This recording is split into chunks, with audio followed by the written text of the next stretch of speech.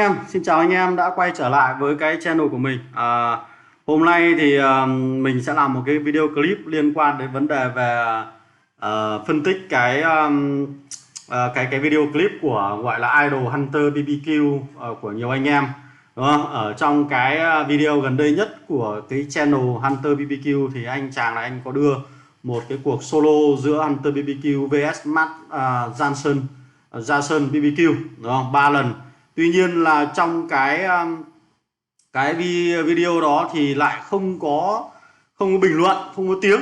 Đấy, cho nên là mình đã liên hệ với cái chủ kênh của chủ cái channel Hunter BBQ và mình đã xin được cái gọi là cái bản quyền cho phép là mình download cái video này về, sau đó là thêm cái phần bình luận của mình để giúp một phần là giúp anh em xem video nó dễ hiểu hơn và giúp anh em chúng ta có thể phân tích được cái chiến thuật và cái cách chơi mà Hunter BBQ cũng như đồng đội của anh đang thể hiện ở trong cái video clip này.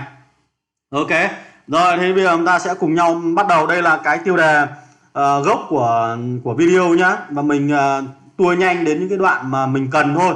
Còn ngoài ra thì anh em có thể lên YouTube, anh em có thể vào cái channel Hunter BBQ để anh em có thể chúng ta tìm lại cái video clip này. Đây là video clip gốc nhá, mình cũng không chỉnh sửa gì và mình cũng chỉ xem ở góc nhìn thứ ba và mình bình luận thôi nhá.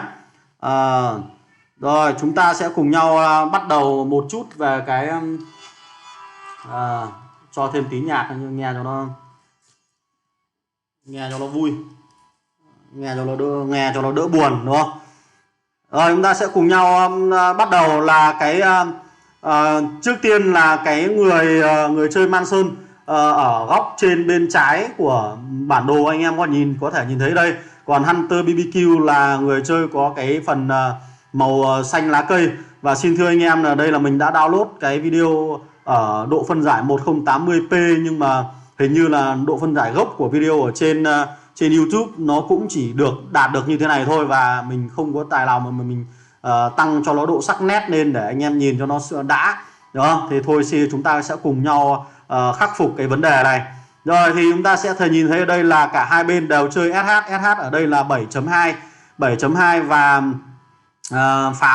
pháo ở đây thì chúng ta có thể nhìn thấy cái pháo của Johnson là đang để chọc làm thủ lĩnh, còn Hunter BBQ thì là Antonia làm thủ lĩnh đó. Đấy. Rồi còn hai bên thì SH đến tầm này là đều mắc binh rồi. Chúng ta sẽ nhìn đến vào một tình huống này là pháo của Manson đã target được vào pháo của Hunter BBQ và Hunter đã bị mất 1/2 cây, đúng không?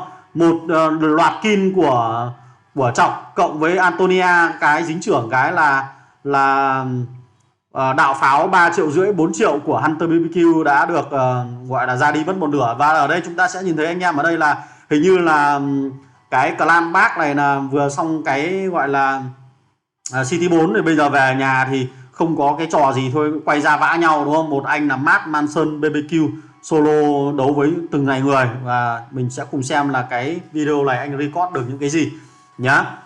Đó.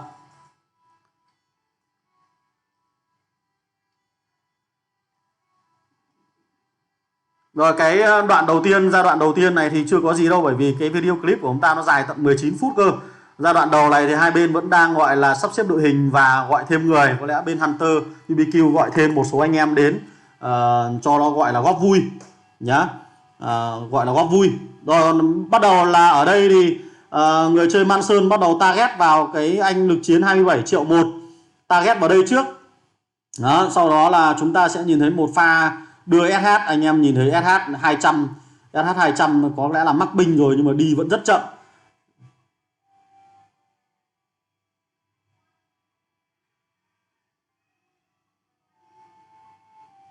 Anh em để ý kỹ cái thao tác điều quân của Hunter BBQ nhé. Đấy, điều quân của Hunter BBQ nhé. Ở đây thì anh không phân chia đội hình gì cả để cho nó dễ đánh. Rồi bây giờ người chơi Manson đã chết hết pháo. Ở đây có một pha công nhà, anh em để ý pha này, sau pha này chúng ta sẽ có một cái bài học chiến thuật ở đây rất hay này nhé. Rồi một pha công nhà đến từ mình chả nhìn rõ tên nữa bởi vì là nó mờ quá. Đấy, thế thì Hunter BBQ bắt buộc là phải đưa pháo về để giữ nhà. đúng không? Nếu không thì anh này sẽ bị bay. Đấy, và một người chơi của bên một người chơi bắt đầu cũng đưa pháo ra để hỗ trợ nhà của Hunter này là đang bị đỏ máu, đang bị ết.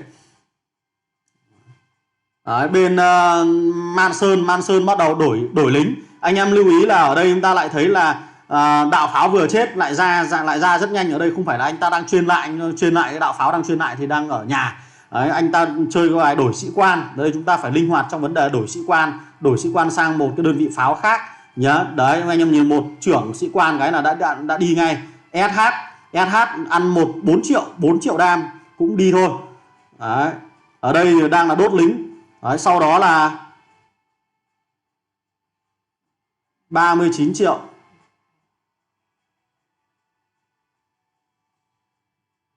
Rồi chúng ta sẽ cùng xem một pha công nhà đến từ Hunter và đồng đội. Mình gọi là Hunter và đồng đội đi. Đấy.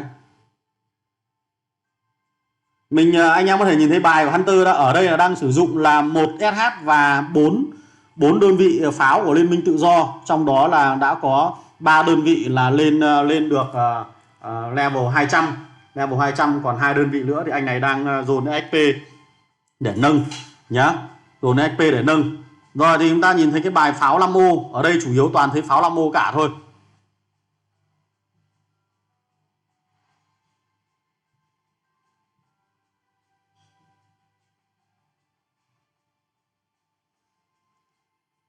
Và chúng ta lưu ý khi chúng ta đánh ở đây thì nhìn thấy Hunter BBQ đã đưa thêm một cái đạo pháo thứ hai ra để cảnh giới.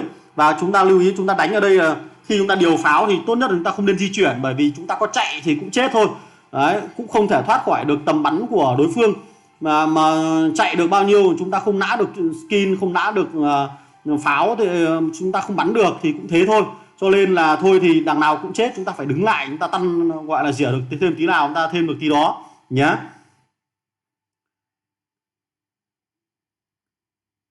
Rồi anh em nhìn thấy pháo của Man Sơn bắn rất xa, bắn pháo 5 mô bắn rất xa. Các đạo pháo của những người chơi còn lại thì hầu như là què quặt hết cả. Đó, anh em nhìn thấy trưởng của Chọc nó rơi vào đầu chưa? Đấy. Chúng ta ở đây chúng ta lưu ý thấy rằng là anh em có thể tua lại một chút. Ở đây này chúng ta sẽ nhìn thấy ở đây nhé, là khi mà Man Sơn đưa pháo ra để lã skin, anh em nhìn thấy là đây mình sẽ pause lại cái giai đoạn này cho chúng ta. Đấy, anh em nhìn thấy pháo của Man Sơn vừa đưa ra là đã lã skin ngay vào pháo của một người chơi này rồi này. Đó, sau đó là sau khi nã xong thì anh lại đứng vào, anh lại cho pháo vào trong nhà, và khi pháo nhảy vào trong nhà thì lập tức là cái con pháo vừa được đưa ra ấy, vừa nhảy vào nó target ngay vào pháo của Hunter BBQ. Chúng ta hình dung là chúng ta chỉ có một con pháo 5 ô thôi, cho nên là chúng ta phải sử dụng nó linh hoạt. Chúng ta nhấc nó ra để sau đó chúng ta lại nhảy vào để chúng ta thay đổi cái gọi là target nhé. Mình gọi là thay đổi target, thay vì target vào SH ở ngay đây thì chúng ta có thể đổi nhảy ra và nhảy vào để chúng ta đổi. Đó, lại nhìn thấy một cái pha nữa anh em nhìn thấy không? Đấy nhá, đây chúng ta tua lại chúng ta nhìn thấy này. Ở đây mình căn thời gian để ra skin. Đấy, đây lần skin thứ nhất đây nhá, lần skin thứ nhất là anh em đã nhìn thấy pháo skin của Chọc và Antonia nó đã dội vào đầu rồi. Bây giờ lần skin thứ hai chúng ta sẽ nhìn thấy đấy thấy chưa, lại lần thứ hai nó dội tiếp vào đầu ngay. Đó, cho nên là khi chúng ta đưa pháo vào trong nhà chúng ta căn đếm thời gian. Đấy, anh em nhìn thấy Hunter phải điều khiển pháo, nếu như chúng ta không điều khiển là con pháo 5 ô của Man Sơn nó bắn ngay. Đấy, nhớ chúng ta phải tính, chúng ta cân thời gian làm sao là nhảy ra, thời gian nhảy vào là đủ để mà cái vạch kinh nghiệm, cái vạch năng lượng nó đầy. Rồi một pha búp nhà đến từ đồng đội của Man Sơn. Ở đây chúng ta sẽ nhìn thấy là đồng đội của Man Sơn đang công ở từ phía dưới lên. Đấy, đang chọn vào công nhà của Hunter BBQ nhá. Chọn vào công nhà yếu nhất, Hunter BBQ nhấn trên lính, sau đó là gì? Chúng ta sẽ nhìn thấy là nhấn di rời nhà. Nhấn di rời nhà để làm gì? Để đổi target, để thay vì là đối phương sẽ công nhà của Hunter thì bây giờ chúng ta sẽ di rời để đối phương mất target. Đấy, nhưng ở đây chúng ta lưu ý, chúng ta sẽ nhìn thấy một cái người chơi màu xanh ra trời ở góc bên trên. Thay vì anh ta bắn vào đơn vị diệt tăng, chúng ta nhìn thấy thay vì anh ta bắn vào đơn vị diệt tăng thì anh ta lại bắn vào đơn vị hắc quạ. Chúng ta nhìn thấy đây ở trong tình huống này chúng ta thấy một cái tinh thần đồng đội rất lớn là gì?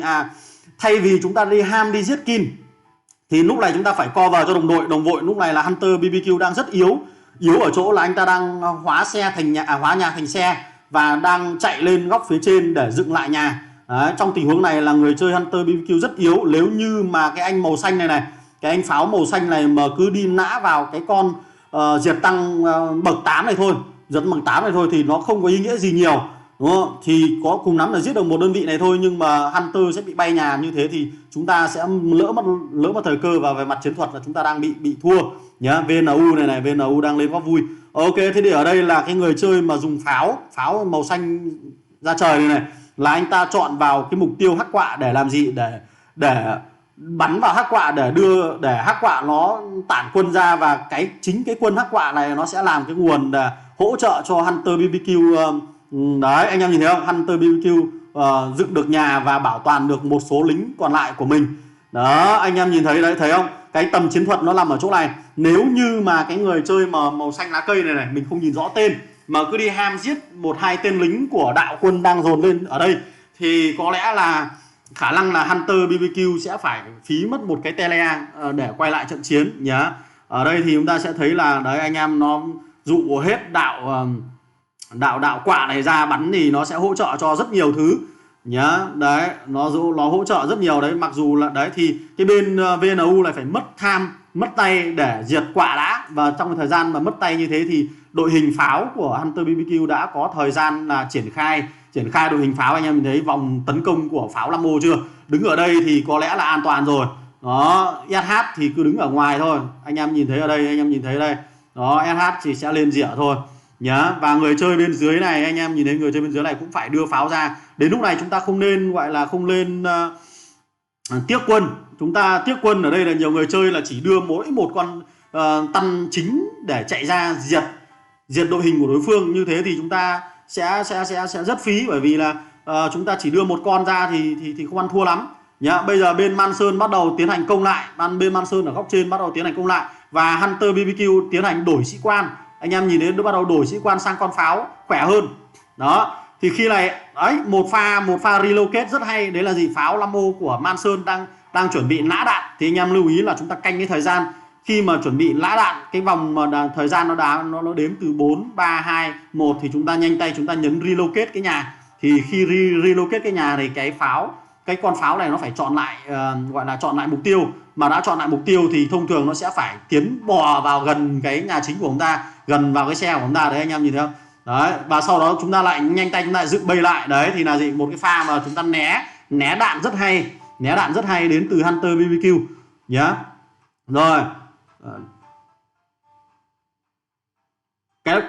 cái bài mà dựng bầy sau đó hóa xe và dựng bầy, anh em phải luyện cho nó thành thục, bởi vì cái cách chỉ có mỗi cách đó là cách duy nhất để chúng ta có thể khống chế được cái pháo Lambo thôi nhá, và gây ức chế cho đối thủ. Đấy, bắt đầu lại Manson lại tiếp tục sử dụng bài pháo Lambo. Anh em lại nhìn để ý kỹ là cái vạch bắn của pháo nó đang là 3 2 1, và nhìn thao tác nhấn relocate, anh em nhìn thấy chưa? Nhấn relocate cái đấy thì là bên Manson sẽ bị gọi là mất tay, và một khi đã mất tay như vậy thì đó, anh em nhìn thấy không? Đấy, đánh này rất hay. Mình thấy Hunter BBQ này là một người chơi rất có kỹ năng, mà có lẽ là anh em nên follow và anh em học tập. Nhưng có chăng là cái kênh của anh Hunter này nó không có bình luận gì cả, cho nên là nhiều người chơi mà chúng ta chưa hiểu rõ về tầm chiến thuật và cái óc quan sát thì nhiều khả năng là chúng ta không hiểu là đối phương nó đang dùng cái gì, đang đánh cái gì nhá. Đấy, rồi bây giờ tiếp tục đổi sĩ quan sang con pháo mà nhiều quân hơn để anh có thể dắt ra ngoài đánh nhau nhá. Đấy, còn cái con đạo pháo mà chúng ta đang trên thì chúng ta để ở nhà thì chúng ta dùng sĩ quan nào cũng được. Rồi bây giờ chúng ta sẽ xem là anh dắt pháo đi như thế nào. Dắt pháo nhầm rồi. Đấy, cái khó ở đây là Hunter BBQ đứng rất gần Manson, và Hunter BBQ đang có máu rất ít. Nếu như chúng ta đi quá xa nhà để cover cho đồng đội bên dưới này thì có lẽ là nhà của Hunter cũng sẽ bị bay nhà sớm thôi.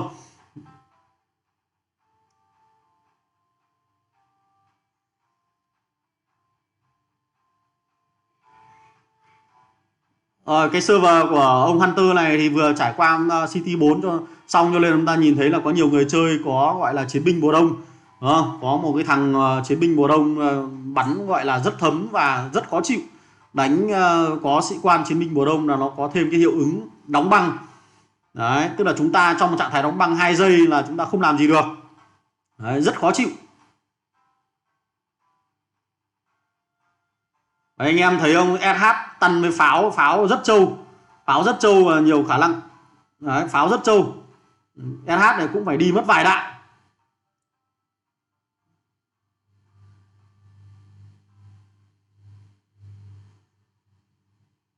Đó, trên mất vài đạo. Rồi thì có thêm một người chơi của phe xanh, đang có thêm một người chơi nữa vừa tele đến để hỗ trợ. Đấy, đây thì chúng ta không nên đi quá xa nhà, đặc biệt là nhà của chúng ta đang rất yếu thì chúng ta không nên đi quá xa nhà, tức là chúng ta không nên ham đuổi giết. Ở trong tình huống này chúng ta lên xem là chúng ta sẽ người chơi Hunter BBQ này sẽ giải quyết như thế nào trong những tình huống như này. Đó, bên là VNU nhá, bên VNU và một bên là XYT Matt Manson BBQ quay ra, chúng ta gọi là giao lưu, đây chắc là giao lưu thì phải. Rồi đôn dăm có nghĩa rằng là không nhảy thêm, không tele thêm, đôn dăm này là mình xin lỗi, là đôn dăm là có nghĩa rằng là anh Hunter, anh Taker là muốn là đừng có người chơi nào là tele lên cái góc phía trên này của Manson nhá. Lên góc phía trên này của Manson, và ở đây cái cờ tác là with him fit us, tức là đang chờ xem là ông Manson này ông ấy đốt lính, mình gọi là đốt lính đi. Chứ mình đừng đánh bay nhà sớm, đánh bay nhà sớm thì cuộc vui nó không còn. Đó.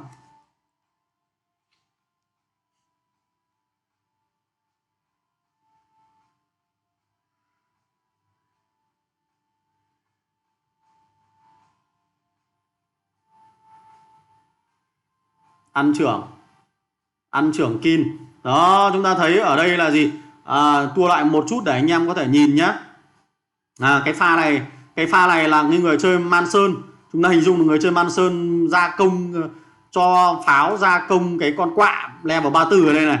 Đấy, thế thì Hunter nhìn thấy rằng là đang công như thế thì đưa SH lên để tấn công và đưa pháo lên để tấn công. Thế tuy nhiên là người chơi Manson là không chủ động target ngay vào pháo của Hunter BBQ, mặc dù là hai con pháo này đang trong tầm bắn của nhau, nhưng vẫn là cố gắng cho bắn chết cái con quạ để làm gì, để cái vạch năng lượng này nó hồi lên này.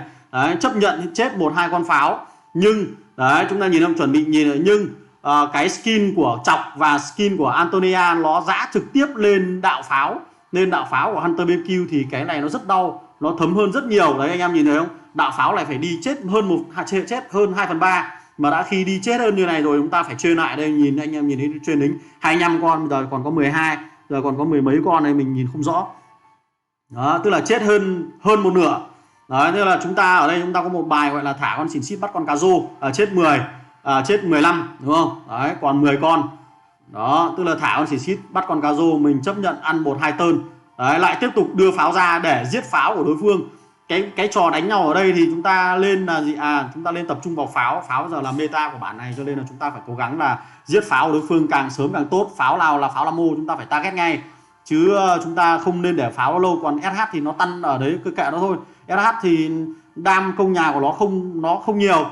Đấy, thì chúng ta cứ kệ nó cho nó rỉa thôi, còn chủ yếu chúng ta phải diệt pháo nhá. Đấy, tiếp tục lại là một bài đưa pháo Lammo ra để lấy target mới, lấy target mới nhá.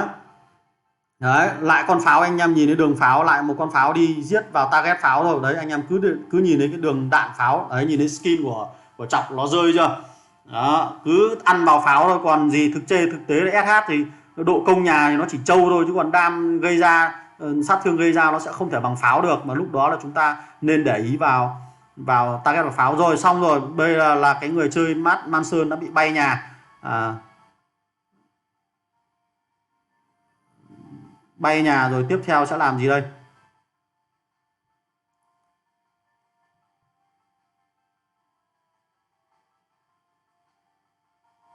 Rồi xóa bớt một vài tác đi. Đấy. Tiếp theo sẽ làm gì đây? Rồi một pha cắt cảnh để đến cái trường hợp thứ hai. Cắt cảnh này là do ghi video gốc nhé, mình cũng không làm gì cả. Đấy, chúng ta quay trở lại một chút, chúng ta ở đây thấy rằng là cái người chơi Hunter BBQ này có sử dụng BM nhá. BM ở đây BM là lắp súng máy thần công, BM đi cover. Ở đây bộ ba là SH, pháo và BM.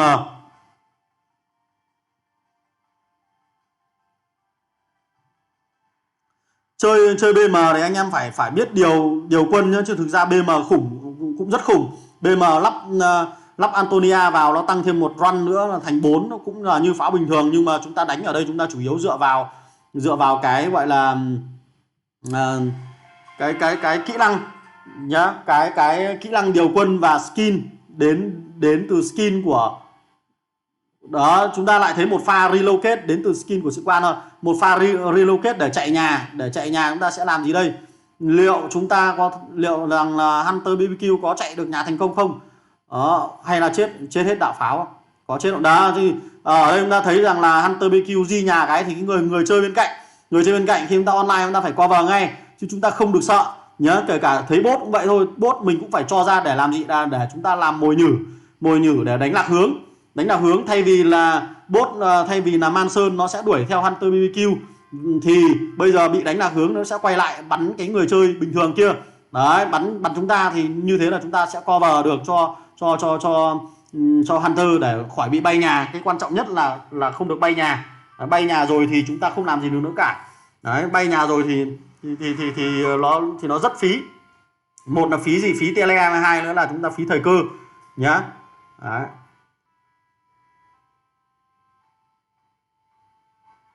Rồi Hunter bắt đầu điều SH về và điều pháo về. Chúng ta thấy không, cái chơi SH nó có cái lợi thế là trâu bò, nhưng mà cái độ cơ động của nó không có anh em ạ. Nó độ cơ động cũng không có, mà khi chúng ta đi công nhà xa thì nhà chúng ta cực kỳ gọi là yếu đấy. Kể cả bot cũng thế thôi, bot mà đi công nhà xa thì nhà cũng yếu cả thôi, thì rất dễ bị gọi là dương đông kích tây đấy. Chỉ cần một nhóm nhỏ lập really thì nhà bot mà không có care, không có người care thì rất gọi là rất dễ khả năng là cũng bị bay nhà thôi đó. Cho nên là thông thường là chúng ta cần phải có cái độ quân nó có độ cơ động, tiến thủ nó hợp lý. Còn SH nó sẽ có độ trâu trong cái quá trình bay to bay, tức là đánh gần như thế này là chúng ta thấy cực kỳ là SH là có lợi, rất có lợi luôn so với các đơn vị khác. Rồi bây giờ là cuộc chiến thứ hai giữa Manson và Hunter BBQ. Chúng ta sẽ xem hai người chơi này là tiến hành solo. Đấy, solo ở đây chúng ta có thấy một bài đổi bài một chút, là thay vì chơi 3 pháo, chơi 2 pháo liên minh làm chủ lực, thì bây giờ Hunter anh đã reset sang BM làm chủ lực và level 200 7.2. Đấy, 7.2 nhá. Đấy, 7.2. Rồi chúng ta nhìn thấy đây là cái người chơi Manson khi mà đưa pháo ra, chúng ta nhìn thấy cái hướng pháo nhá. Đấy, bắt đầu lại nhìn đấy, anh em nhìn cái hướng pháo Manson ra, tức là mới đầu đưa ra thì nó target vào một cái con nào đó, sau đó là cái con pháo này bắt đầu chuyển sang target sang con khác đấy, nhìn không? Chuyển target sang BM. Thì mình đoán không sai, BM chỉ ăn một loạt đạn đã còn có 23 con thôi. Đấy. Chắc là mới đầu target vào pháo, nhưng sau đó anh tay chuyển sang target vào BM. Đó.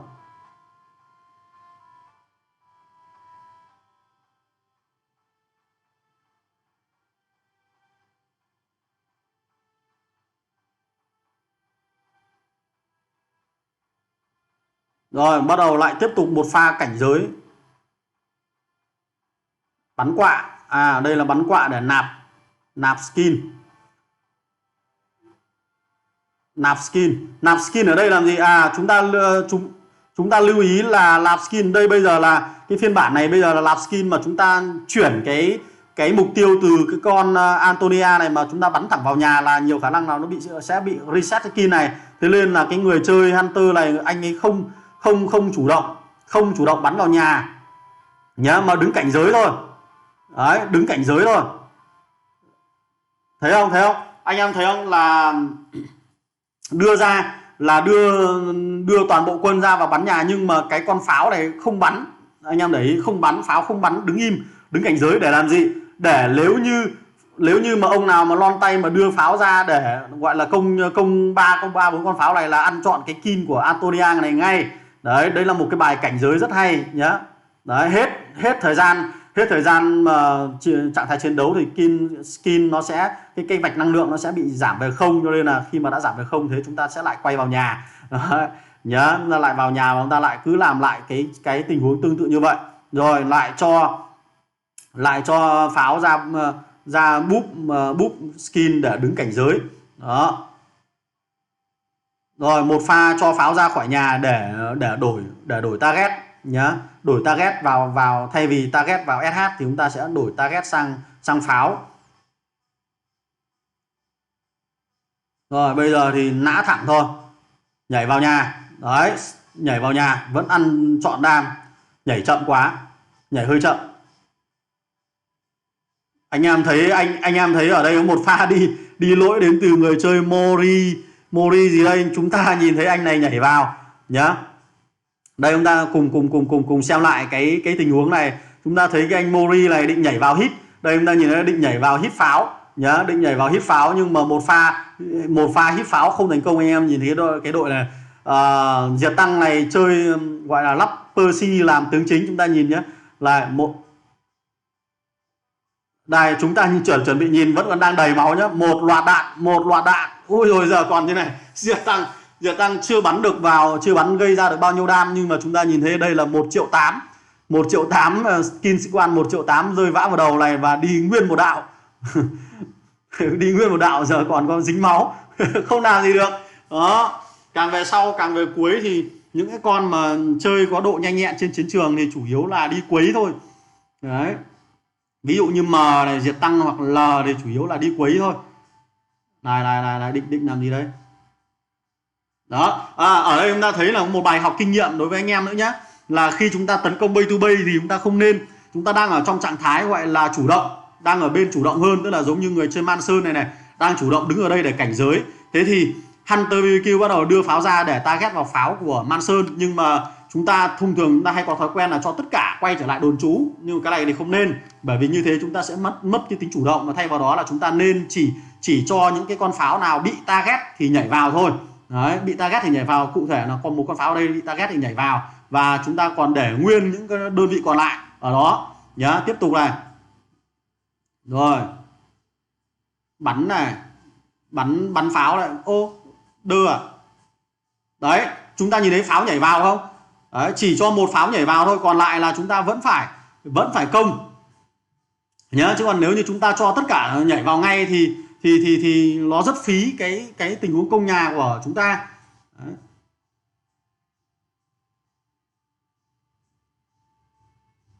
Rồi bay nhà rồi, Manson bay nhà rồi. Manson bay nhà rồi. Đấy, thì thông qua đấy đến cái clip này có lẽ là hết rồi. Thông qua cái phần bình luận này thì mình hy vọng là có một vài cái giai đoạn, có một vài cái cảnh để giúp anh em có thể là hiểu hơn về cái chiến thuật, cũng như hiểu hơn về các cái trích khi chúng ta đánh nhau. Đó, cụ thể là di nhà, cái trích gọi là hóa bay, đấy là cái thứ nhất. Là cái thứ hai là cái trích mà chúng ta nạp skin, và cái thứ ba là cái trích mà chúng ta đưa pháo ra cảnh giới, đúng không? Và cái thứ tư là cái quá trình mà chúng ta nên gọi là trong quá trình bay to bay chúng ta không nên gọi là nhấn đồn trú hết tất cả những đơn vị chúng ta đang đứng ở ngoài, mà chỉ đồn trú những cái đơn vị mà chúng ta đang bị target, đúng không? Đang bị đánh thôi.